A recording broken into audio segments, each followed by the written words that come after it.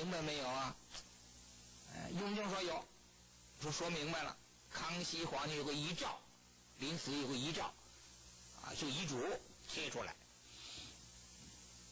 这个遗诏呢，咱们台北这个故宫博物院有一份，北京第一历史档案馆有一份，我看了这遗诏了，特别大纸，当时是公开的啊，公开当时一张纸啊，就贴上啊，现在不得了了，现在那张纸值钱了，价值连城啊。那遗诏是真的是假的呀？有时候是真的，有时候假的。说真的呢，那个话呀，康熙的原话哎。说假的呢，说有一句话不是康熙的，哪句话呢？前头啊，就是不关紧要了，说我呀是这一辈子做什么什么事情啊，就我刚才说那一段了，真的20多岁不该想30多岁，30多岁不该想40多岁，40多岁不该想50多岁，现在50多岁了要如何，这一大段，这是真的，这无关紧要啊。最重要的最后那句话，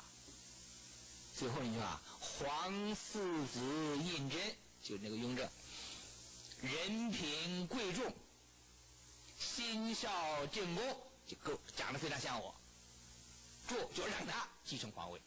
这句话是最重要的，对不对？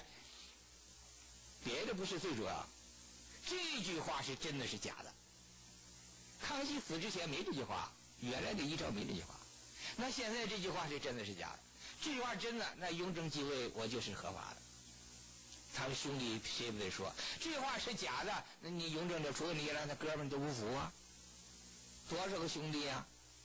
康熙35个儿子，20个女儿，一共是55个孩子。女儿不能参加这皇位争夺，是吧？那这35个兄弟谁都有可能啊。太小了就算了大一点20来岁以上的还有10几个呢，人家都封了亲王郡王都有战功他就争啊。那说是康熙临死之前说了，他跟谁说的呀？说跟他那几个兄弟说了，那跟雍正说了没有？说没说。让你继位，他临死之前不跟你说吗？跟其他人都说了，跟你几个兄弟都说让你继位，没跟你说，这也不通了当时要冬至呢要祭天，康熙身体不好不能祭天了，就让雍正带着去祭天，在天坛呢。天坛到康熙死这个地方在这个畅春园，现在北京大学西门外面那儿。当时骑了马大概还得走一段路程。